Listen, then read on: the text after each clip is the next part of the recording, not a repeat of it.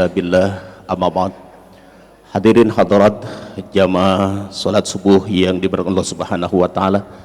Baru saja kita laksanakan salat subuh berjamaah. Mudah-mudahan salat kita diterima oleh Allah Subhanahu wa taala. Sejenak kita akan dengarkan tausiah dari guru kita Ustadz Haji Narlis MA. Beliau alhamdulillah datang dari jauh, Bu, dari Riau. Boleh saya kenalkan? Beliau adalah putra dari Bapak Nazar. Ya, alhamdulillah sudah ada berada di tengah-tengah kita untuk memberikan tausiah. Mari kita awali dengan Fatihah. Mudah-mudahan perkumpulan kita atau perjumpaan kita diberkahi oleh Allah Subhanahu wa taala. Ala hadiniyah Al-Fatihah. A'udzubillahi minasyaitonir rajim. Bismillahirrahmanirrahim. Alhamdulillah rabbil alamin arrahmanir rahim maliki yaumiddin. Iyyaka na'budu wa iyyaka nasta'in. Ihdinas siratal mustaqim. Siratal ladzina an'amta 'alaihim ghairil maghdubi 'alaihim waladdallin. Pada yang terhormat Ustaz Haji Narlis MA, kepadanya dipersilakan.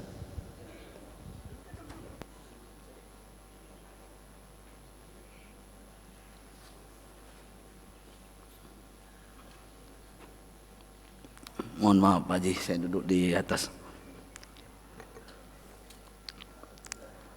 Bismillahirrahmanirrahim. Astaghfirullahalazim. Astaghfirullahalazim. Astaghfirullahalazim. Al-Mukarram yang saya muliakan, Ayahanda Haji Aksa Mahmud beserta keluarga besar Masjid Sunda Kelapa, bapak-bapak, ibu-ibu hadirin yang dimuliakan Allah Subhanahu wa taala. Uhayyikum jami'an bi tahiyatil Islam.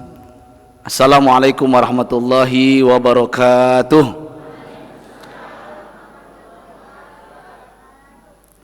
Innal hamdalillah wa syukru lillah wa la haula wa la quwwata illa billah. Asyhadu an la ilaha illallah wahdahu la syarikalah wa asyhadu anna Muhammadan abduhu wa rasuluhu la nabiyya ba'dah. Allahumma iftah lana qulubana wa alhimna rushdana wahdina ila siratikal mustaqim. Rabbi israh li sadri wa yassir li amri wahlul 'uqdatam min lisani yafqahu qawli. Setinggi puji sedalam syukur kita sampaikan kehadirat ilahi Rabbi, Allah yang menggenggam kita, Allah yang mengetahui apapun yang kita lakukan dalam bersendirian maupun berjamaah seperti ini. Mungkin istri boleh kita tipu bapak-bapak, suami boleh kita bohongi ibu-ibu, mertua boleh kita dustai, bahkan anak-anak kita boleh kita kibuli. Tapi Allah Subhanahu wa taala tahu apapun yang kita lakukan, bahkan yang terdetik dalam hati kita, itu sudah menjadi catatan amal kebaikan atau keburukan bagi kita dalam kehidupan ini. Nikmat bagi saya pribadi pada pagi ini, ba'da subuh ini, Allah pertemukan saya dengan orang-orang soleh dan solehah di Masjid Sunda Kelapa ini. Kegembiraan bagi saya pribadi dan ini saya nikmati. Semoga ini menjadi catatan amal kebaikan dan mudah-mudahan ini selalu menyebabkan kita istiqomah di dalam beribadah kepada Allah Subhanahu wa taala. Dan saya bahagia pagi ini luar biasa. Sebelum subuh saya sudah sampai di sini dan ternyata ada yang i'tikaf di sini, dan saya yakin para malaikat banyak bersama kita pagi ini di sini.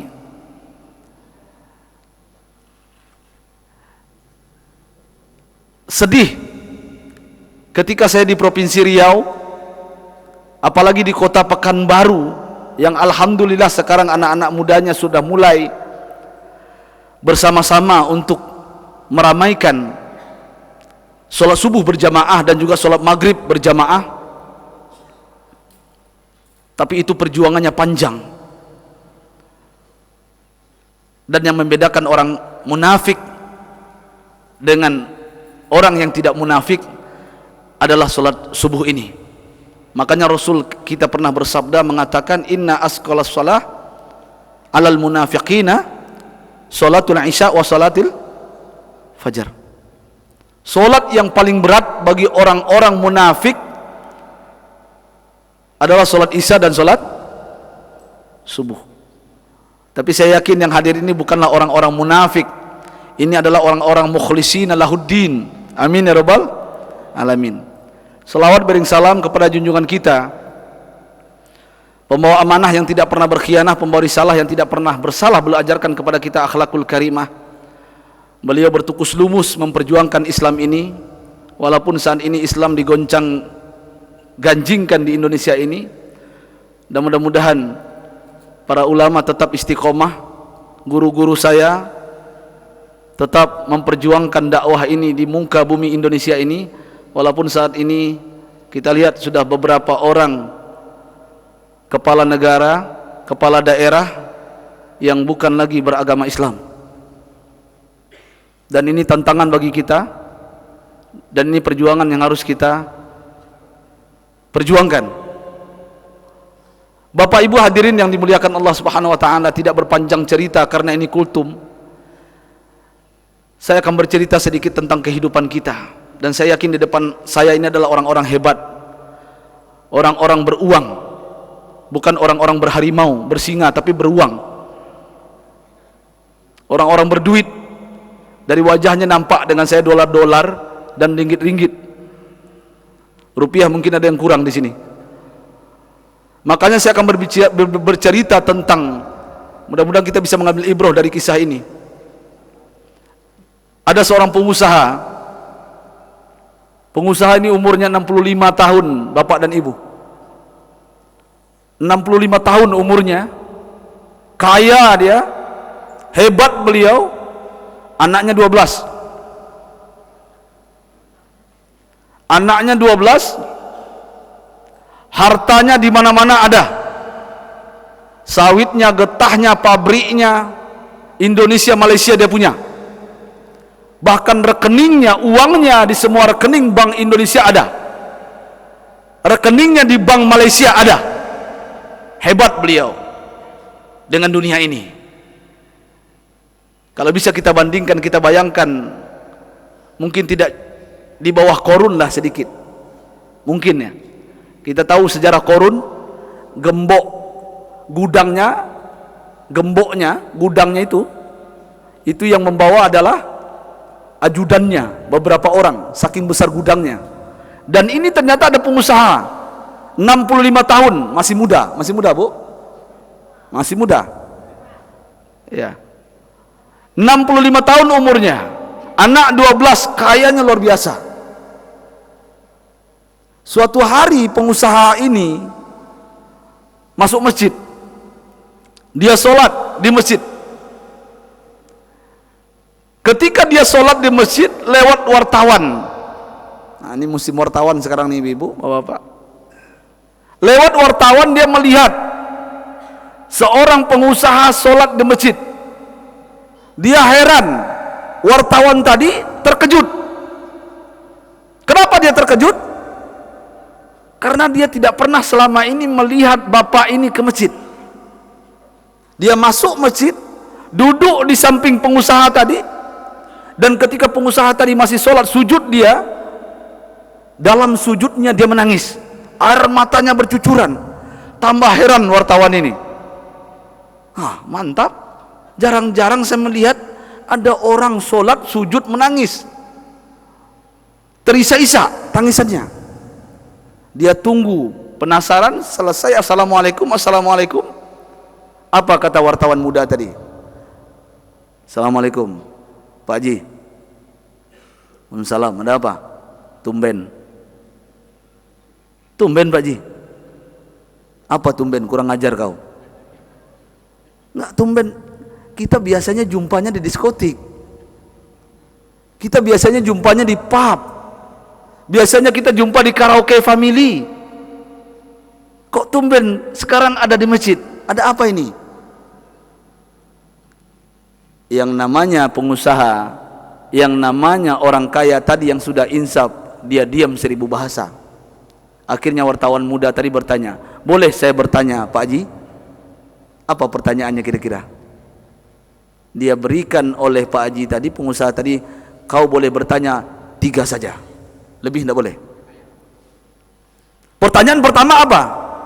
Maaf Pak Haji, kalau boleh tahu saya sampai hari ini berapa umur Pak Haji? Kalau boleh tahu saya sampai detik ini umur berapa? Tolong jujur menjawabnya. Apa kata pengusaha tadi? Umur saya sampai hari ini baru 7 tahun. 7 tahun? Iya 7 tahun. Kau bertanya, aku jawab, jangan bantah. Aku orang kaya. Kau pun bisa aku beli. Kamu gitu kata orang Medan kan? Kau dia. Ya. Akhirnya apa? Kalau begitu saya bertanya yang kedua Pak Haji. Silakan. Kalau boleh tahu Pak Haji, anak Pak Haji jumlahnya berapa orang? Dijawab oleh pengusaha tadi, anak saya cuma 1. 1 Pak Haji? Iya. Betul 1? Iya 1. Yang ketiga saya bertanya, tolong jawab jujur. Tolong jawab jujur. Apa pertanyaan ketiga? Kalau dihitung uang Bapak yang di Malaysia, Indonesia, getah sawit, rumah, tanah, mobil, semuanya diuangkan, ditotalkan rupiahnya, kira-kira berapa jumlahnya Pak Haji? Apa jawaban pengusaha tadi? Kalau saya hitung-hitung, uang saya baru 40 sampai 50 juta rupiah, kurang lebih. Heran wartawan ini, bingung wartawan ini, dan dia katakan, wahai Bapak, saya kenal siapa Bapak, saya tahu Bapak, saya baca biografi Bapak, saya baca buku-buku Bapak, Bapak orang sukses, orang hebat di Indonesia dan Malaysia. Kenapa Bapak berdusta? Saya tahu umur Bapak 65 tahun, saya tahu anak Bapak 12 orang, saya tahu harta Bapak banyak berlimpah. Kalau dikumpulkan uang di Sunda Kelapa ini, tidak muat mungkin, saking banyaknya. Tapi kenapa Bapak berdusta, berbohong? Apa jawaban pengusaha tadi, Bapak Ibu hadirin yang dimuliakan Allah? Saat itu juga dengan senyum, si pengusaha mengajak wartawan tadi keluar masjid. Kita di luar bicara, kalau di sini tidak enak. Dia bawa ke teras masjid. Di situ baru dia mengaku, bercerita panjang. Anak muda wartawan, benar engkau? Yang pertama aku jawab, umurku secara angka 65 tahun, tapi pada hakikatnya baru 7 tahun aku bersujud kepada Allah Subhanahu wa taala. Baru 7 tahun aku sadar ada kehidupan setelah kematian. Baru 7 tahun air mata ini bisa mengalir dan keluar dari mataku ini. Sebelum itu air mata ini susah keluarnya. Aku tidak sensitif dan tidak peka terhadap lingkungan. Dulu bini orang biniku, janda orang punyaku, tanah orang tanahku, sawit orang milikku. Aku orang kaya, pejabat, orang hebat, pengusaha, semuanya aku miliki. Siapa yang membangkang melawan, mudah urusannya bagiku. Tapi ternyata itu tidak membahagiakan diriku, bahkan menyengsarakan batinku. Keberkahan telah dicabut oleh Allah Subhanahu wa taala dariku. Kadang-kadang pulang ke rumah, kulihat wajah istriku, muntah kulihatnya. Itu tanda-tanda keberkahan sudah hilang, Bu. Kalau suami kita pulang ke rumah melihat wajah ibu, tidak bahagia lagi dia, ya. Mungkin pulang dia emosional dia, mungkin pulang dia hanya marah-marah saja, mungkin pulang dia ada hal yang negatif, salah semuanya. Di warung kopi dia tertawa terbahak-bahak, tapi di rumah dia manyun. Ini tanda-tanda keberkahan dicabut oleh Allah Subhanahu wa taala. Inilah yang dikatakan pengusaha tadi. Umurku 65 tahun tapi 7 tahun aku bersujud. Yang kutangisi anak muda wartawan, kenapa aku menangis setiap sholat? Aku merasakan pantaskah aku masuk surga Allah dengan 7 tahun ini aku bersujud, dan apakah diterima ibadahku yang 7 tahun ini? Itu yang kutangisi. Dan kukatakan umurku baru 7 tahun. Yang kedua, Ananda wartawan, kukatakan kepada engkau anakku 1. Benar engkau anakku 12 orang. 12 orang anakku. Tapi yang menjadi anak sibiran tulang pangkuan bunda, yang mendoakanku ketika kematianku, yang tidak merongrong hartaku, yang tidak mencari pengacara sebelum kematianku. Ada Pak? Ada Bu? Belum mati kita, anak kita sudah punya pengacara untuk warisan kita. Ada? Ada Pak? Ada. Bukan di sinetron. Ini sinetron yang ada di Indonesia ini realita. Ini kenyataan hidup. Dan saya melihat. Dan itu terjadi di Pekanbaru. Seorang bapak ketika sakit di rumah sakit awal Bros, tidak bisa berak dia 2 bulan.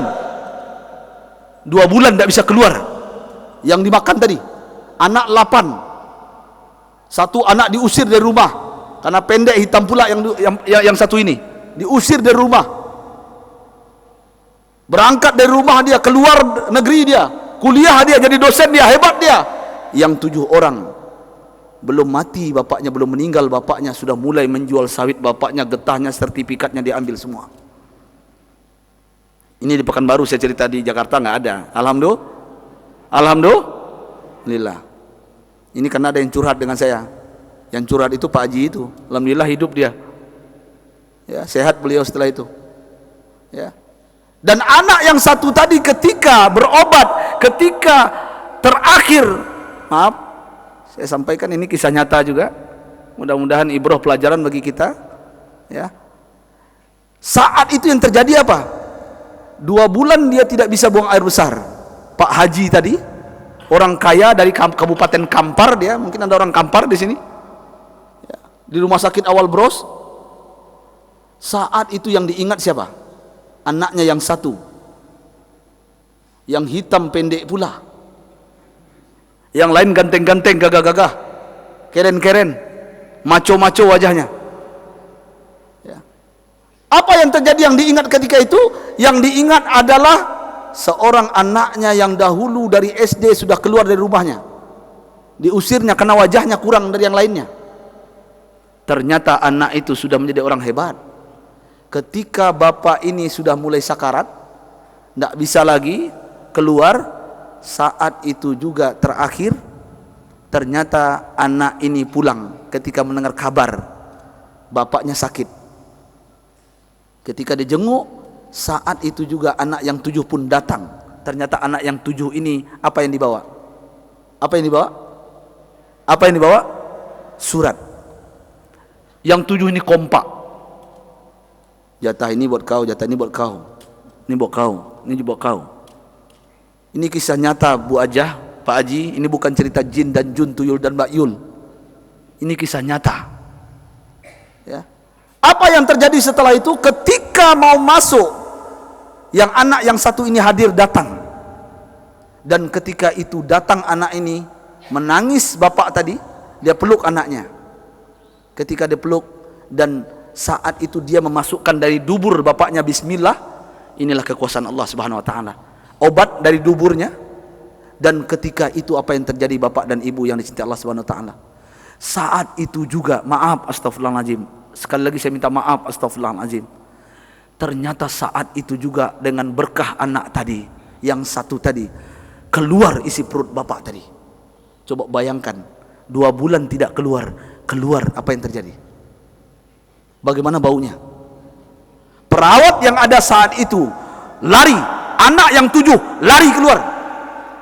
Bahkan perawat salah satunya memberikan masker kepada anak yang 1 tadi. Apa kata anak tadi? Kurang ajar kamu, keluar, saya tidak perlu masker.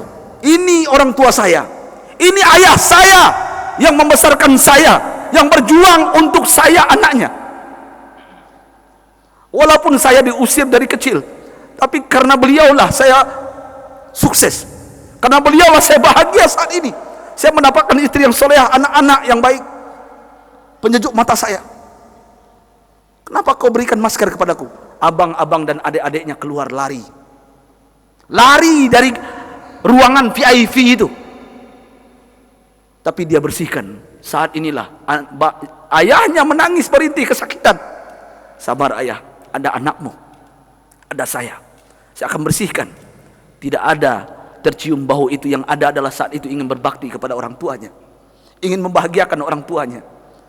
Dan dia mengatakan bertahun-tahun dia merantau, baru saat inilah dia bisa membersihkan kotoran orang tuanya. Dan ini kebahagiaan yang luar biasa bagi seorang ayah. Apa kata ayahnya saat itu? Yang seharusnya anak yang minta maaf, tapi ayahnya saat itu bersujud di hadapan anaknya.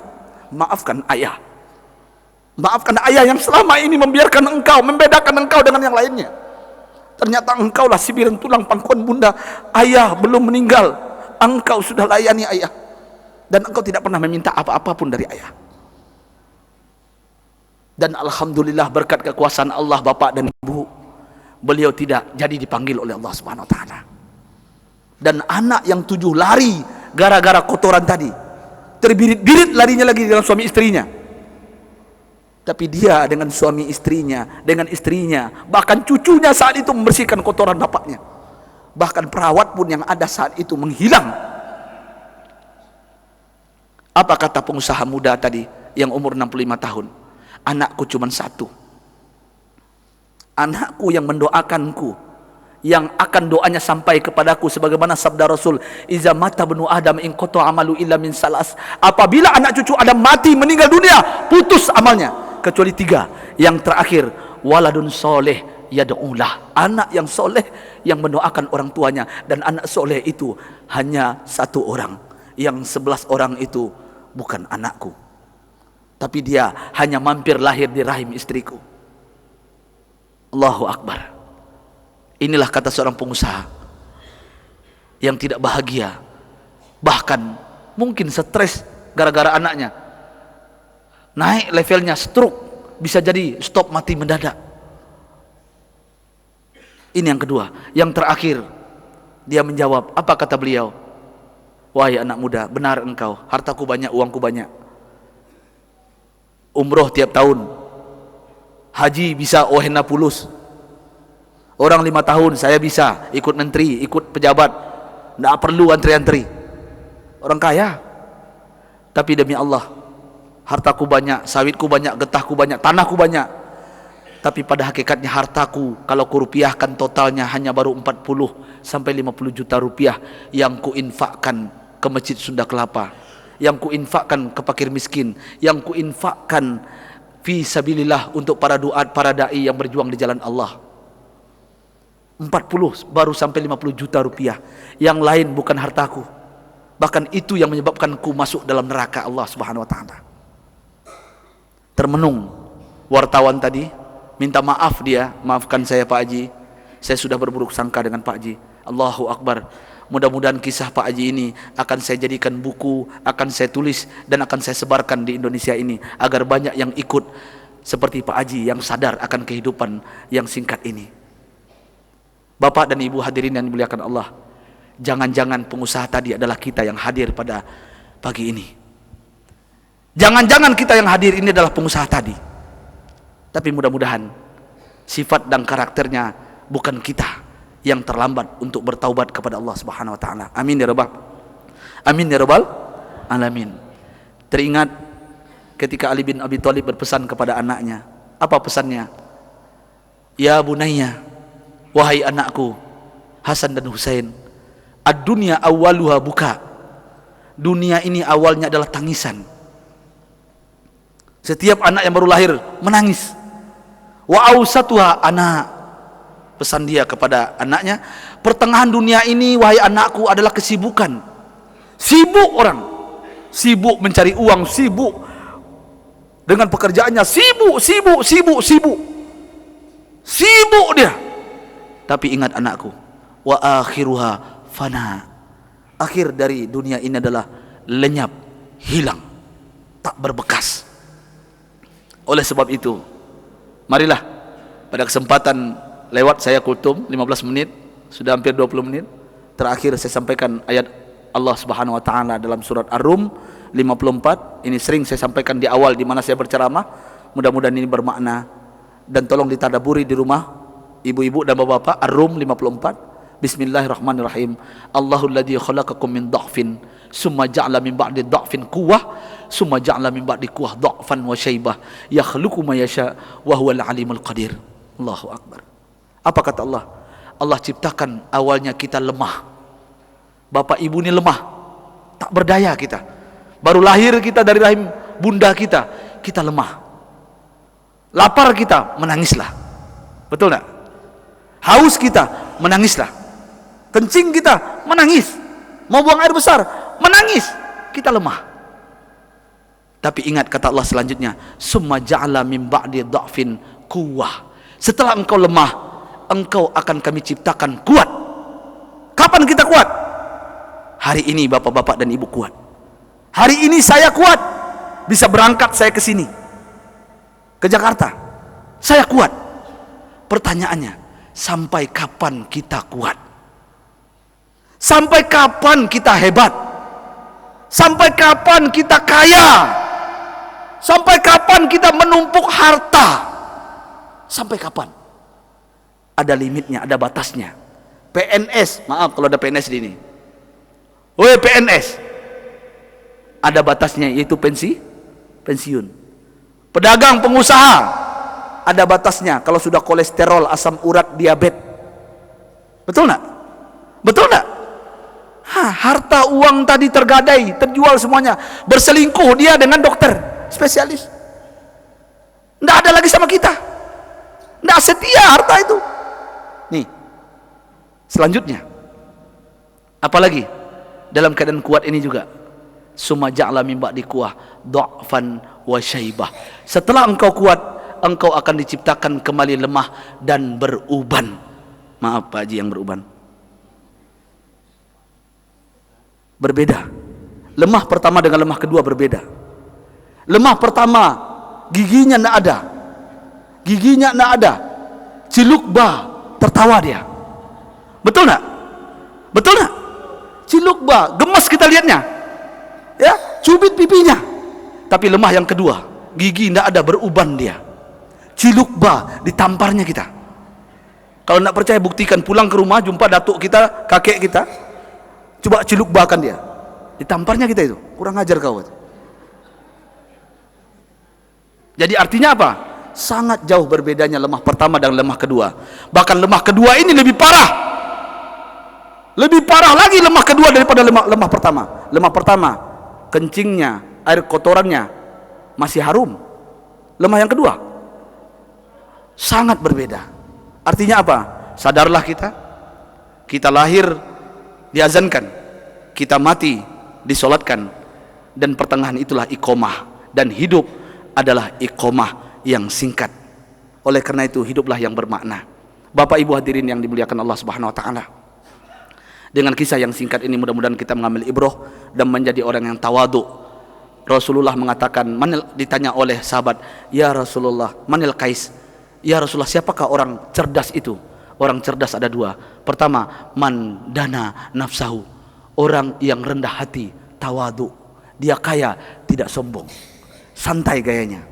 Yang kedua, orang cerdas itu adalah wa amila ma ba'dal maut, orang yang beramal untuk kehidupan setelah kematiannya. Mari kita istighfar 3 kali, aminkan doa saya. Astaghfirullahalazim, allazi la ilaha illal hayyul qayyum wa atubu ilaih. Astaghfirullahalazim, allazi la ilaha illal hayyul qayyum wa atubu ilaih. Astaghfirullahalazim, allazi la ilaha illal hayyul qayyum wa atubu ilaih. A'udzubillahi minasyaitonir rajim. Bismillahirrahmanirrahim. Walhamdulillahirabbil alamin, hamdan naimin, hamdan syakirin, hamdan yuafi ni'amahu wa yukafi mazida. Falakal hamdu wa lakal syukru kama yanbaghi li jalali wajhikal karim wa azimi sultanik. Allahumma rabbana zalamna anfusana wa illam taghfir lana wa tarhamna lanakunanna minal khasirin. Ya Allah, ya Tuhan, kami bermunajat ba'da subuh ini di hadapan Engkau ya Allah. Di depan hamba ini adalah orang-orang soleh dan solehah ya Allah. Orang-orang yang rendah hati tawadhu ya Allah. Orang yang paham akan kehidupan setelah kematian. Kami mohon kepada Engkau ya Allah.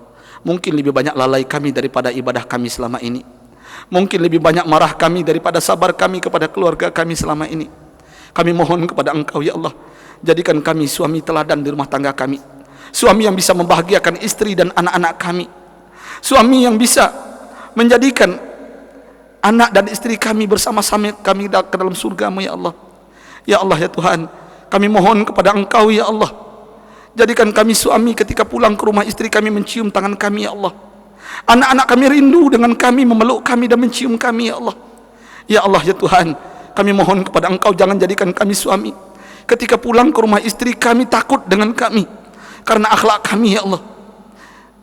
Jangan jadikan kami suami ketika pulang ke rumah ayah dari anak-anak kami, anak-anak kami lari tunggang langgang karena akhlak kami yang kasar dan pemarah ya Allah. Ya Allah ya Tuhan, kami mohon kepada Engkau, Engkau yang melembutkan hati ini. Ya muqallibal qulub, sabbit qulubana ala dinika wa ta'atika. Ya muqallibal qulub, sabbit qulubana ala dinika wa ta'atika. Ya Allah ya Tuhan, kami mohon kepada Engkau, berikan kepada kami istri yang solehah ya Allah, istri yang taat kepada Engkau, taat kepada kami suaminya.